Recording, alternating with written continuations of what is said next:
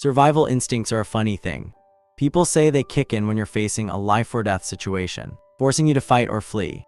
But let me tell you a secret about living in New York City. Survival instincts don't pay the damn rent. Overtime, however, does.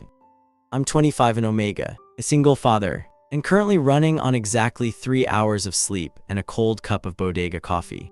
By 6:00 a.m. this morning, my life was already a mess. The crumbling daycare in Brooklyn that I usually drop my 8-month-old son Leo at closed, burst pipe. The owner called me crying, but the only thing I wanted to cry about was the fact that finding a new, affordable daycare in this city requires the kind of energy I simply refuse to expend. I'm tired. I just want to clock in, do the bare minimum, and clock out. So, I did what any desperate, exhausted parent would do. I shoved Leo into a designer diaper bag that looked deceptively like a high-end gym duffel, zipped it halfway for ventilation, and took the subway to Manhattan. Elora isn't just a restaurant. It's a glittering, Michelin-starred fortress owned by Vance, an alpha whose name makes grown men in the underground network sweat bullets. I've worked here as a server for 6 months. I keep my head down, I serve the truffles, and I pretend I don't notice the men in tailored suits carrying concealed firearms. I walk through the back entrance, dodging prep cooks and flying pans, trying to make it to the locker room. Ash, stop right there. I didn't even need to turn around to know it was Marcus, the floor manager, a beta in his mid-30s who wore way too much cheap cologne and thrived on micromanaging. He stepped into my path, his eyes narrowing at the bulky bag slung over my shoulder. "You're 4 minutes late," Marcus sneered, pulling out his clipboard like it was a holy text. "And what is that?" "You know the policy about bringing oversized personal items into the prep area. I'm writing you up. One more strike, Ash, and you're out." I blinked slowly, letting out a long, deliberate sigh. My arms ached, my feet were already killing me, and I really didn't have the patience for this power trip. "Listen to me very carefully, Marcus," I said, my voice deadpan. According to the New York State Fair Workweek Law, Section 195, an employer must provide written notice of schedule changes at least 14 days in advance. You called me in on my day off with 3 hours notice. If you write me up or fire me, I will file a complaint with the Department of Consumer and Worker Protection for schedule predictability pay violations, which carries a $500 penalty per infraction. Furthermore, my oversized item contains medically necessary breast milk pumps and cooling packs, protected under Section 206C of the state labor law. Do you really want an HR lawsuit before 4:00 p.m.? Marcus's mouth opened, but no sound came out. His face flushed a brilliant shade of puce. He stuttered, looking desperately at his clipboard, then back at me. "That's what I thought," I muttered, pushing past him. "Now excuse me, I have rich people to feed." I didn't actually have a breast pump in the bag, obviously. I had a very quiet, very sleepy baby who was currently sucking on his pacifier. But Marcus didn't need to know that. I needed a place to stash Leo. The staff break room was too loud, and the dry storage was too cold. My eyes landed on the heavy oak door at the end of the restricted corridor. The private office. Vance's office. The big boss rarely came down here during the day. He was a creature of the night, a phantom who ran his empire from the penthouse. The office was heavily soundproofed, warm, and practically abandoned until late evening. It was perfect. I slipped inside, locking the door behind me.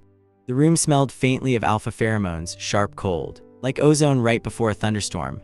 It made my Omega instincts twitch, but I ignored it. I laid a thick cashmere blanket on the plush leather sofa, placed Leo down with his favorite stuffed rabbit, and kissed his forehead. "I need you to be a good boy today, little guy," I whispered. "Daddy needs this paycheck so we can buy those expensive purees you like."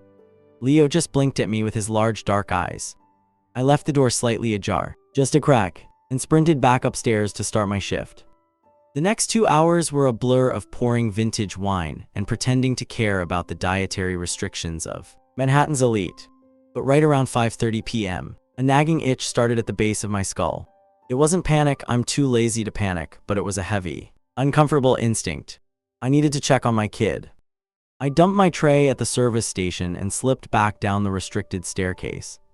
The corridor was dead silent. I crept up to the heavy oak door, peering through the slight crack I had left. I fully expected to see Leo sleeping peacefully. Instead, my heart completely stopped. Vance was there. The most ruthless, Terrifying alpha in New York was sitting on the edge of the leather sofa. He was still wearing his tailored black suit, his broad shoulders tense, radiating a suffocating aura of power. But he wasn't doing mafia things. He wasn't cleaning a gun or counting dirty money. He was holding Leo. And he looked absolutely terrified. Vance's arms were rigid, holding my tiny son slightly away from his chest as if he were holding an unpinned grenade. In his right hand, awkwardly balanced, was a sleek iPad. I squinted through the crack in the door, trying to process the absurdity of the scene. The screen of the iPad was glaringly bright. I could just barely read the Google search bar he was glaring at with lethal intensity. How to hold a newborn infant without breaking its cervical spine. I stood there, frozen between the urge to burst out laughing and the realization that the boss of the underworld was currently babysitting my kid. I let out a long, exhausted breath, rubbing my temples. So much for a quiet shift. For exactly 10 seconds, neither of us moved. Vance, the undisputed king of New York's underworld, was frozen with my 8-month-old son suspended awkwardly in his massive hands, and I, a severely underpaid waiter who just wanted to clock out, stood in the doorway calculating how much energy it would take to drag a body to the East River if things went south. "Put the iPad down, boss," I finally said, breaking the silence. My voice was a dry, raspy drawl that completely lacked the respect a man of his stature usually demanded. Vance's pale blue eyes snapped to me. For a fraction of a second, I saw the lethal, cold-blooded alpha everyone whispered about.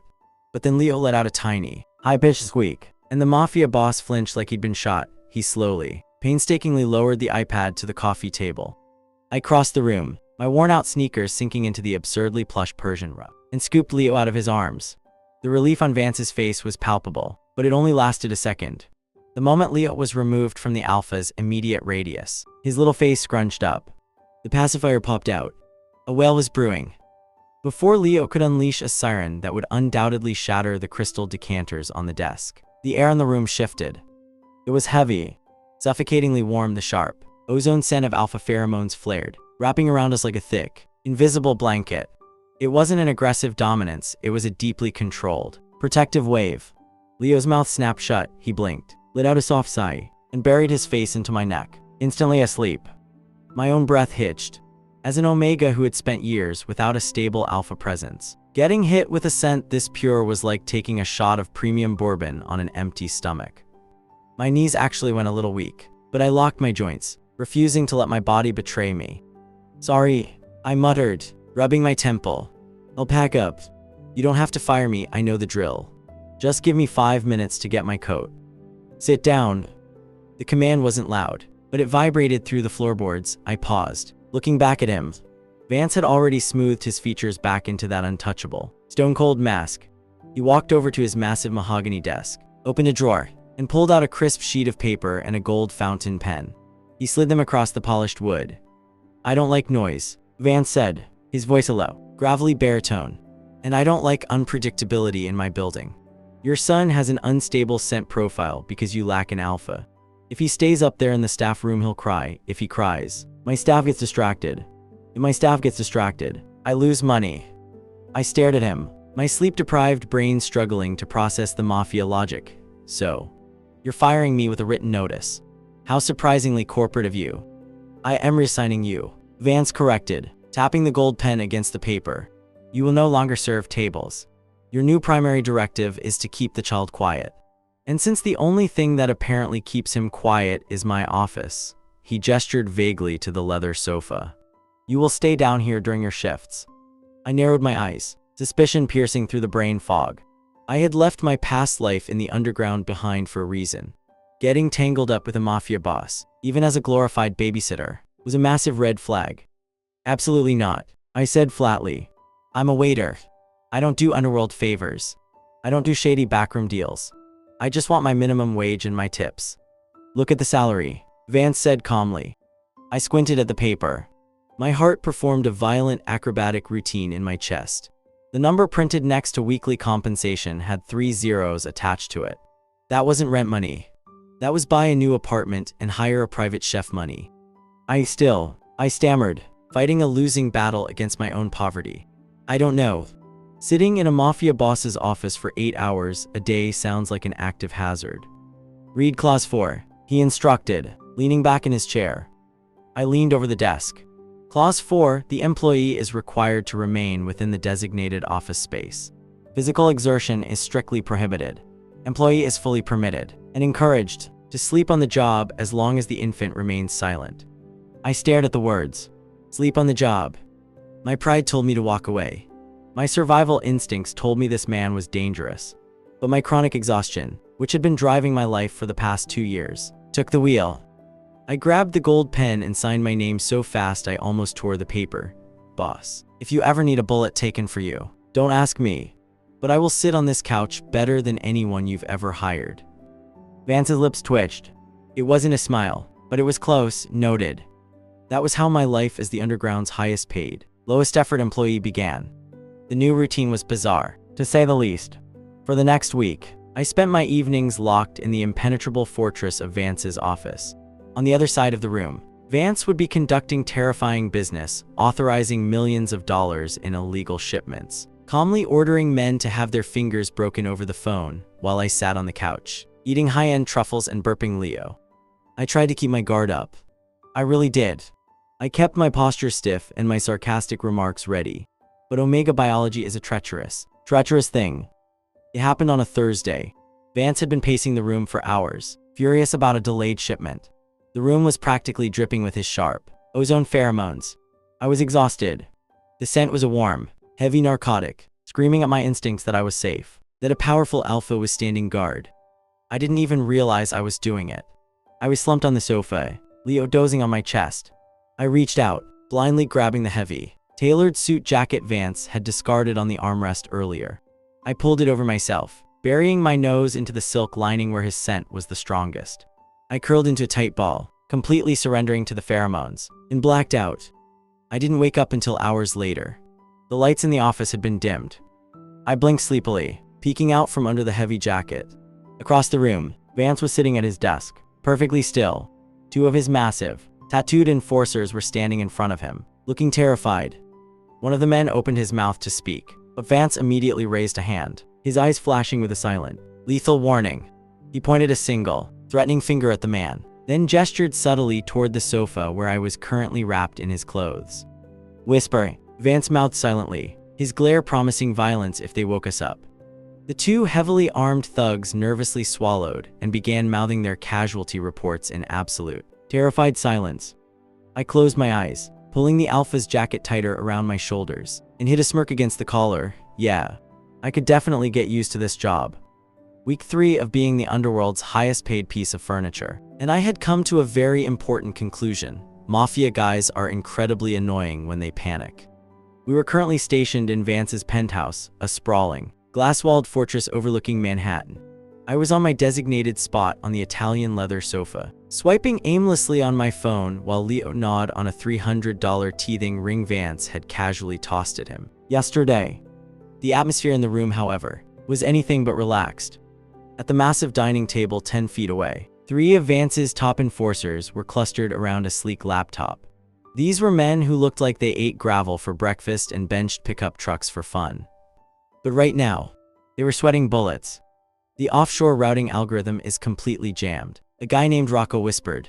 He was a terrifyingly scarred alpha who was currently using the soft, high-pitched voice of a kindergarten teacher because Vance had threatened to throw anyone who woke Leo off the balcony. Reroute the proxy, hissed another thug, furiously typing. The clacking of the mechanical keyboard sounded like a machine gun in the quiet room. If we don't bounce the crypto through the Cayman server by midnight, we lose $6 million, and the feds get a direct IP ping. Vance stood at the head of the table, his arms crossed over his broad chest. His face was a mask of cold fury, and the air was thick with the sharp, crackling scent of aggressive alpha pheromones. It was a scent that made normal omegas cower. To me, it just meant my nap was ruined. Leo shifted against my chest, letting out a small, unhappy grumble at the sudden spike of tension in the room. I sighed, patting his back rhythmically. "Are you telling me," Vance said, his voice dropping to a lethally quiet register, "that our state-of-the-art cybersecurity team is being blocked by a firewall?" It's a dynamic encryption, boss," Rocco stammered, frantically wiping his forehead. "The code is shifting every 3 seconds. We can't lock the back door." Clack, clack, clack, clack. The furious typing continued. I rubbed my temples. The headache was blooming right behind my eyes. The frantic whispering, the aggressive pheromones, the aggressive clicking, it was all terribly counterproductive to my goal of doing absolutely nothing. I let out a long, deliberate groan and stood up. 3 heavily armed men flinched as if I'd drawn a weapon. Vance's eyes snapped to me. "Did we wake him?" Vance asked immediately. The lethal Mafia Don instantly replaced by a man deeply concerned about a baby's sleep cycle. "No," I deadpanned, walking over to the table. "But your tech guy types like a rhinoceros in heat, and it's giving me a migraine. Move." I shoved the 250-pound enforcer out of the chair. To his credit, he was too bewildered to resist. I sat down, pulled the laptop toward me, and cracked my knuckles. For the first time in 3 years, I felt the familiar, electric hum of adrenaline awaken in my fingertips. I looked at the black screen and the cascading green text. "Oh, this is tragic," I muttered, my fingers flying over the keys. "Who coded this firewall?" "A golden retriever. You guys are trying to brute force a dynamic encryption using a linear script. That's like trying to open a digital vault with a wet noodle." "Hey," the tech guy protested, whispering furiously. "That's military grade." "It's garbage," I corrected. I bypassed the main server, opened a command terminal, and started writing a counterscript from scratch. The room fell dead silent. The only sound was the rapid-fire click-clack of my fingers dancing across the keyboard. Lines of code that would take a normal programmer hours to structure flowed out of me in seconds. It was muscle memory. It was breathing. "There," I said, hitting the enter key with a satisfying smack. The screen flashed red, then instantly went a soothing, stable green. The progress bar popped up. "Reading transfer complete. $6,000 SECURED. Trace WPED." I didn't even wait for their reaction. Before the confirmation beep fully sounded, I noticed a tiny, secondary anomaly hiding in the system's background log, a ping. Someone internal had been trying to piggyback off the encryption panic to download Vance's private schedules. I narrowed my eyes. I checked the login credentials. M. Graves. Marcus, the bitter beta manager from the restaurant. He was snooping around the boss's location data. Idiot, I thought. I effortlessly locked him out, corrupted his downloaded file, and sent a remote command that would undoubtedly brick whatever device he was using. I didn't say anything out loud. Dealing with Marcus was a problem for future Ash. Right now, present Ash was tired. I pushed the laptop away, stood up, and casually stretched my back. When I turned around, all 4 men were staring at me. Rocco looked like he had just seen the Virgin Mary. The tech guy's jaw was physically hanging open. Vance was staring at me too, but his gaze was completely different.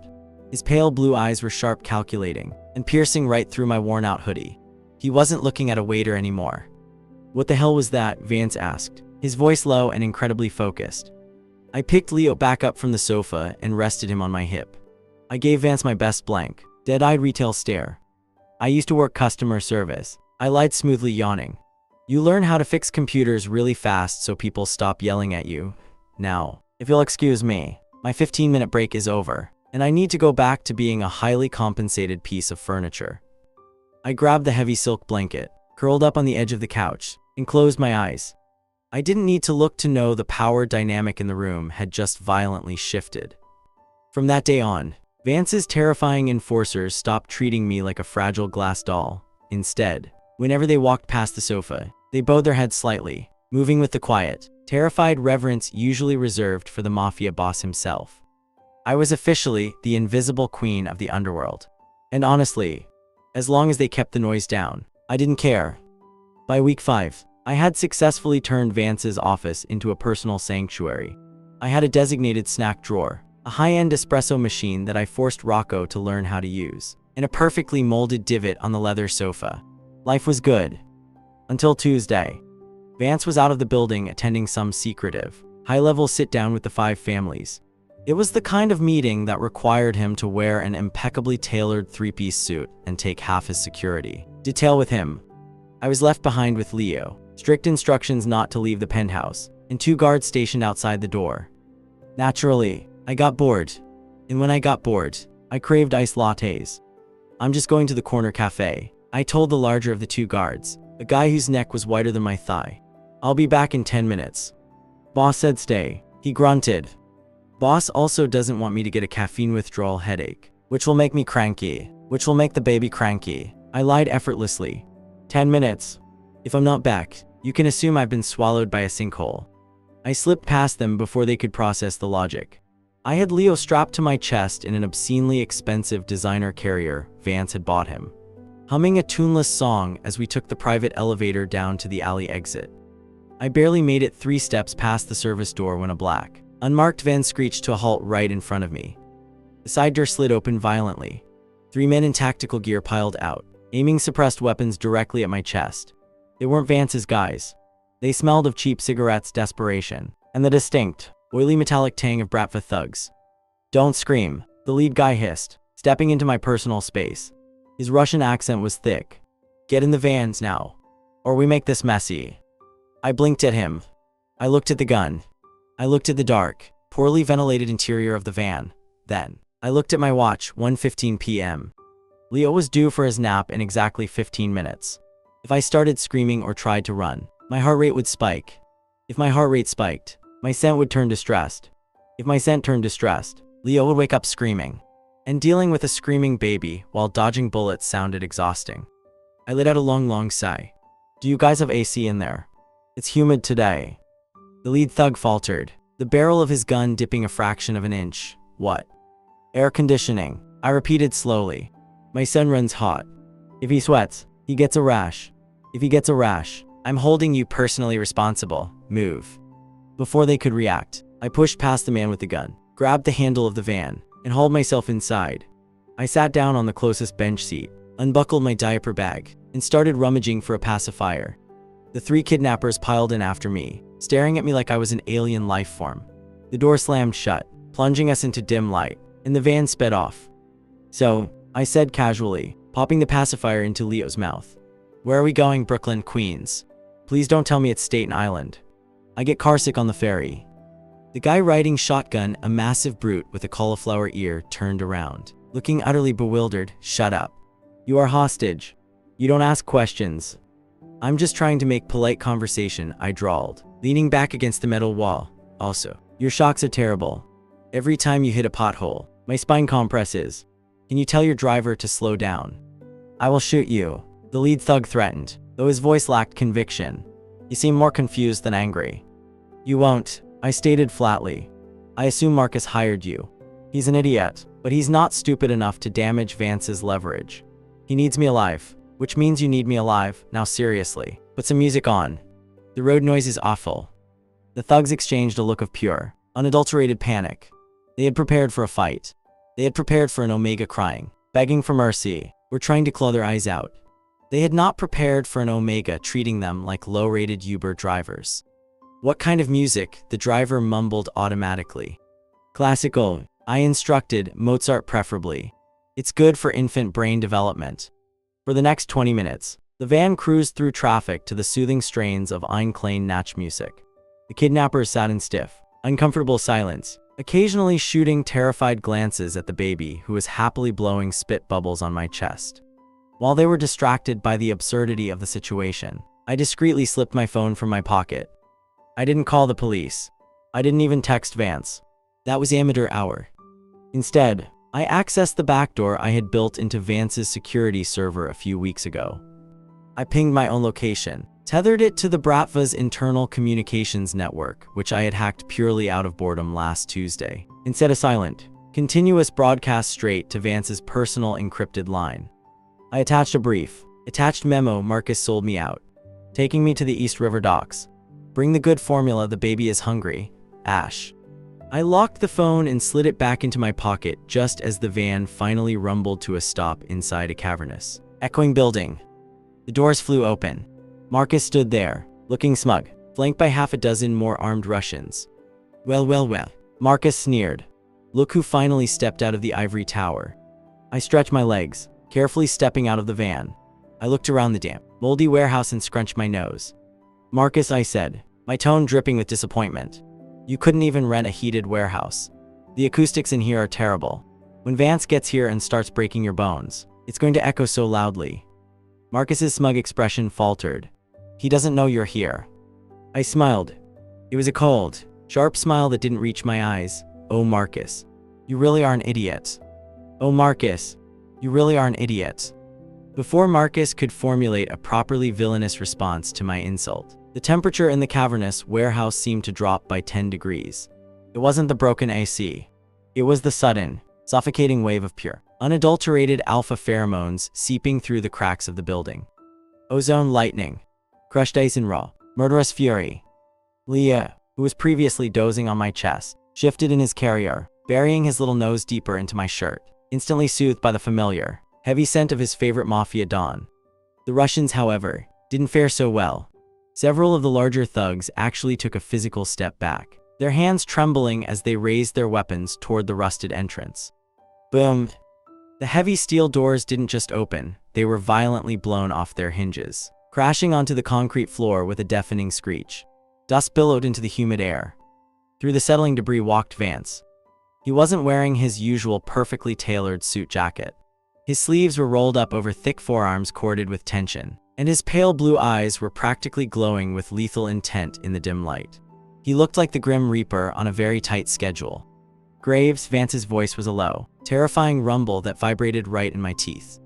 Marcus turned the color of wee-cold oatmeal.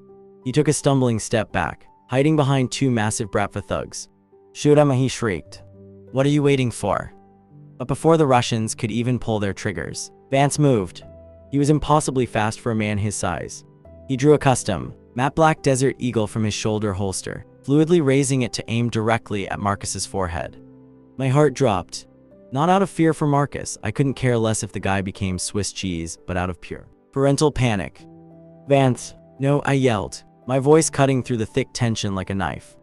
Vance froze, his finger millimeters from the trigger. His terrifying, murderous gaze snapped to me, wide and frantic. "Ash, are you hurt?" "I'm fine, but are you out of your damn mind?" I hissed, pointing an accusatory finger at his massive hand cannon. "Do you know how loud that thing is? It's easily over 160 decibels. If you fire that in an enclosed space with terrible acoustics, you're going to permanently damage my son's eardrums. Put it away." The entire warehouse fell into a stunned, absolute silence.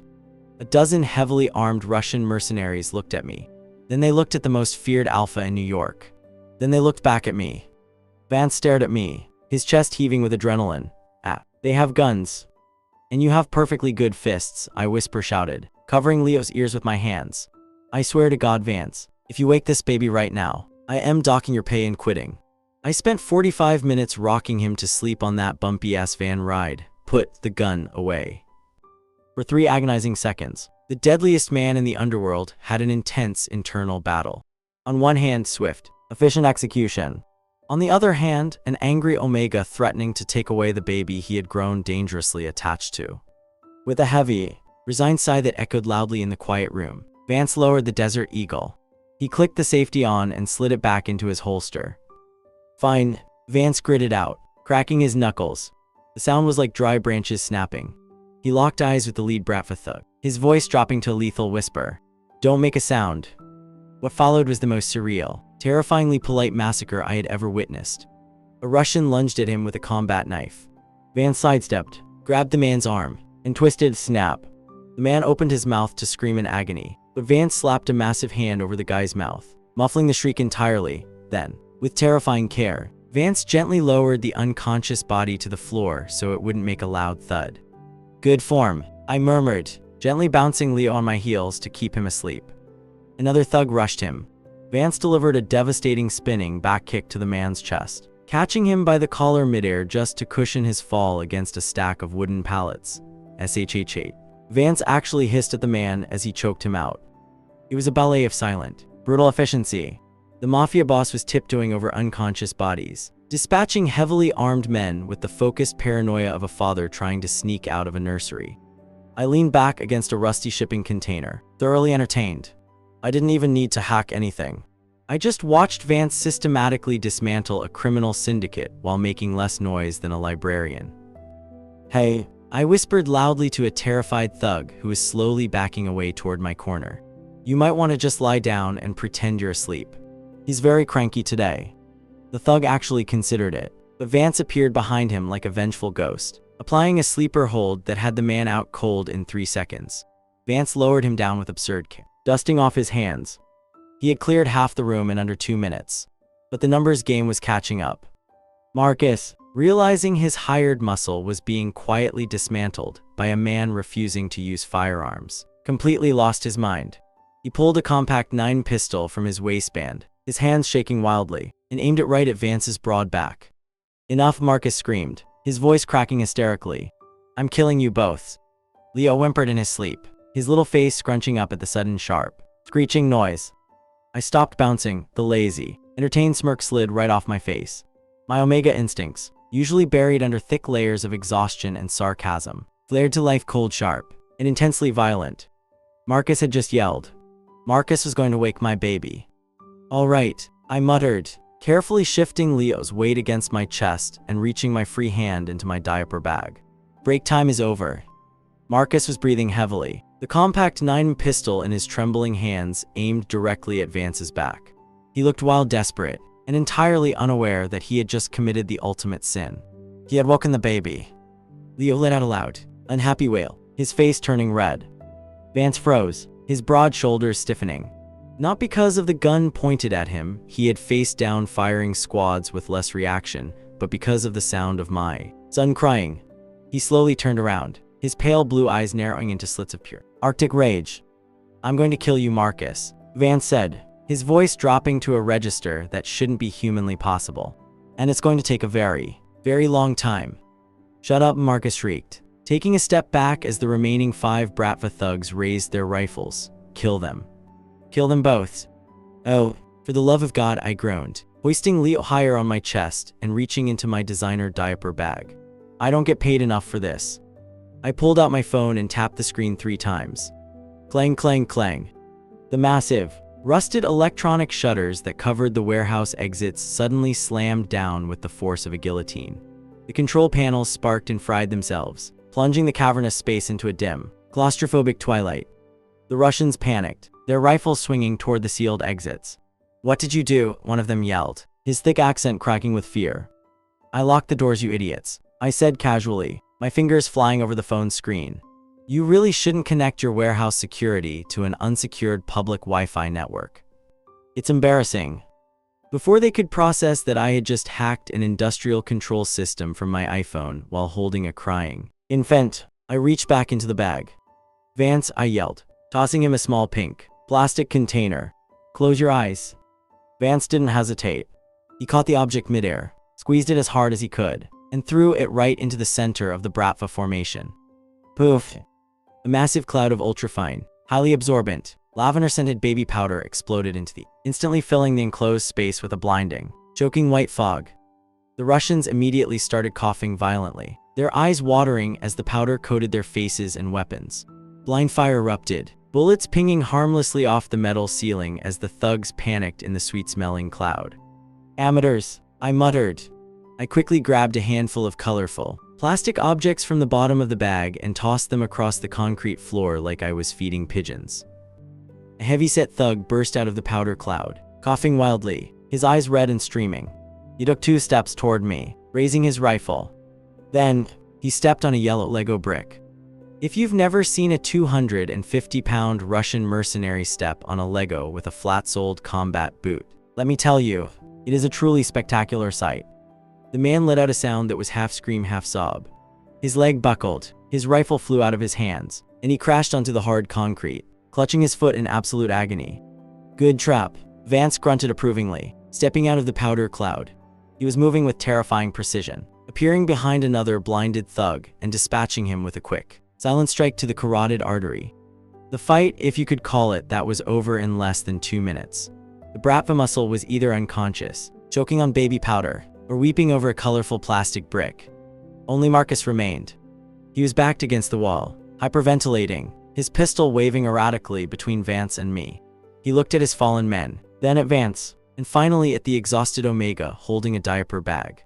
"Stay back," Marcus screamed, his voice pitching into a hysterical squeak. "I'll shoot. I swear I'll shoot." "You're shaking too much," I observed dryly. "You're going to pull the shot to the left." I reached into the diaper bag one last time. I pulled out a fresh, unsoiled diaper.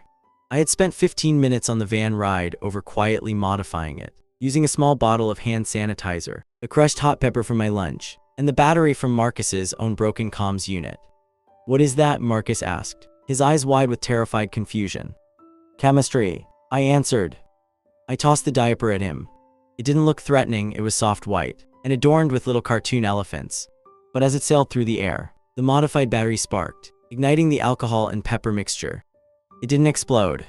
It didn't make a loud noise. It just released a sudden, intense burst of incredibly potent, localized tear gas. The cloud hit Marcus square in the face. He dropped his gun immediately, screaming as his eyes and lungs burned. He clawed at his face, falling to his knees in a pathetic heap of coughing and sobbing.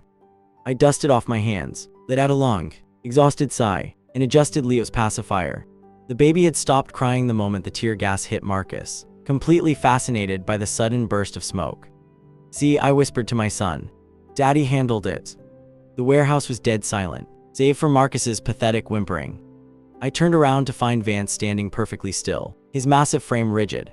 He wasn't looking at Marcus. He wasn't looking at the unconscious Bratva thugs. He was staring at me. His pale blue eyes were wide, calculating, and filled with a sudden, sharp realization the lethal, untouchable Mafia boss looked like he had just been hit by a freight train. The cyber attack on the Cayman server, Vance said slowly, his voice low and vibrating with tension. The structural breakdown of the Bratva network. The tactical use of limited resources. He took a slow step toward me, his gaze intensely focused.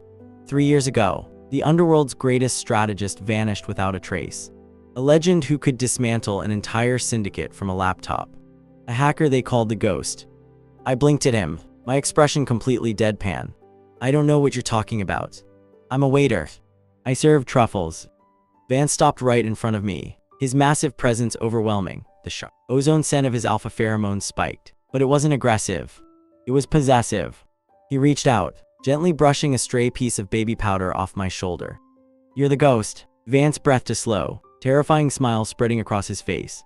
I've been looking for you for years. And you were serving my coffee. I let out a long heavy groan, letting my head drop back in absolute defeat. Great, I muttered. There goes my quiet life. Now, if you don't mind, we need to leave. I'm missing my favorite soap opera, and this warehouse smells like failure. Vance didn't speak for the entire ride back to Manhattan.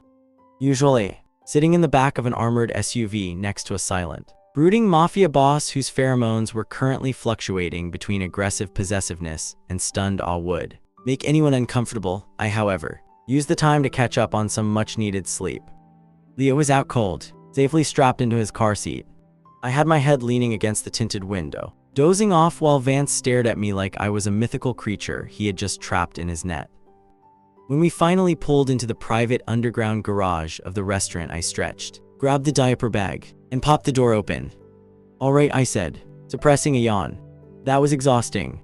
I'm going to go clock out. Vance stepped out of the vehicle, moving with that deliberate, predatory grace that usually made his enemies scatter. He intercepted me before I could reach the private elevator. Ash, he said, his voice a low, commanding rumble. I stopped, adjusting Leo on my hip. I looked up at him, my expression perfectly flat. Boss, if you're going to fire me for lying on my resume, I understand, but I expect my severance package to be generous. Diapers are expensive. Vance ran a hand over his face, a gesture that was entirely too human for the undisputed king of New York. I'm not firing you. I'm trying to process the fact that the legend who crashed the Chicago syndicate's entire financial grid using a toaster in 2023 is currently standing in my garage holding a baby. It was a smart fridge, actually. I corrected automatically, and they deserved it.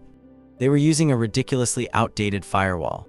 It was offensive to my sensibilities. Vance actually laughed. It was a short, sharp sound, rough with disbelief. He stepped closer, the sharp scent of ozone wrapping around me, heavy and warm. You've been hiding in plain sight, he murmured, his pale eyes tracking over my worn hoodie and messy hair. The Ghost. Serving truffles and complaining about the minimum wage. It's called retirement, Vance, I sighed, leaning back against the sleek side of the SUV. The underworld is exhausting. Hackers don't get paid time off. You guys have terrible health insurance policies, and frankly, the drama is ridiculous. I just wanted a quiet life where my biggest problem was Marcus being annoying. Vance's gaze darkened slightly at the mention of the former manager, who was currently being processed by Rocco and the boys in a soundproof basement somewhere. Your quiet life just involved taking out 6 armed Bratva mercenaries with baby powder and plastic bricks, Vance pointed out dryly. which was strictly outside my job description. I countered, narrowing my eyes. I held out my free hand palm up. Speaking of which, I expect full compensation for today, hazard pay, combat pay, and consulting fees for pointing out the massive vulnerabilities in your warehouse security system. Vance looked at my outstretched hand, then slowly a predatory, devastatingly handsome smile spread across his face. He didn't hand me money. Instead, he stepped fully into my space. He reached out, his massive hands gently framing my face. The sheer heat of his alpha presence washed over me, short-circuiting my omega instincts entirely. I didn't pull away. I leaned into his touch, my eyelids fluttering shut for a fraction of a second. "I'll pay you," Vance whispered, his voice dropping to a register that vibrated right through my bones. "I'll pay you with the entire East Coast network. Every server, every asset, every account. The chair at the head of the table is yours." I opened my eyes, staring at him. "That sounds like a lot of work." Vance's thumb brushed lightly against my cheekbone. "You manage the network. You manage the money." He leaned in closer, his lips brushing against my ear. "And you manage me." A shiver ran down my spine. The offer wasn't just a business proposal, it was a surrender. The most feared man in the city was handing me the keys to his empire and his leash. I pulled back slightly, looking him dead in the eye. I kept my face entirely serious. "I'm not working weekends," I stated. Vance's smile widened. "Deal." Epilogue 3 months later. The penthouse was flooded with morning sunlight. It was a sprawling, opulent space overlooking Central Park, filled with modern art, imported Italian leather, and exactly 72 brightly colored, squeaking plastic toys scattered across the hardwood floor. I was lying horizontally across the massive sofa, wearing silk pajamas that cost more than my old car. A hydrating sheet mask was plastered to my face. I was currently trying to decide if I wanted a second shot of espresso or if I should just take a nap until lunch. "Ash." The low, frantic rumble came from the kitchen. I didn't move. "Use your words, Alpha." Vance, the undisputed, terrifying dawn of the New York Syndicate, emerged from the kitchen holding a digital thermometer in one hand and a baby bottle in the other. He was wearing perfectly tailored slacks, a crisp white shirt with the sleeves rolled up, and a profound expression of panic. "The formula," Vance gritted out, staring at the thermometer like it was an unexploded bomb. "The instructions say it must be exactly 98.6 degrees Fahrenheit to simulate natural body temperature. It is currently at 97.2 degrees. Do I put it back in the warmer? If I put it back in the warmer, it might overcalcify the nutrients." I let out a long, dramatic sigh, shifting my weight on the plush cushions. "Vance," I groaned, "you authorize multi-million-dollar weapons deals before breakfast. You literally bought a senator last Tuesday. Just feed the baby." "The senator didn't have a developing digestive tract," Vance argued, his pale eyes wide. "If he gets gas, he cries. If he cries, you get cranky. If you get cranky, you lock me out of the main server. And don't you forget it," I mumbled, adjusting the sheet mask. "Now hurry up. My son is hungry. And I swear to God, Vance, if you scratch that $500 bottle with the thermometer, you are sleeping on the balcony tonight." From his playpen in the corner of the room, Leo let out a happy, bubbling laugh, completely oblivious to the fact that his two fathers were currently the most powerful, dangerous, and absurdly whipped men in the entire city. I closed my eyes, letting the warmth of the sun and the heavy, comforting scent of ozone and lavender wash over me. Yeah, the pay wasn't bad, but the perks of this job were definitely worth the overtime.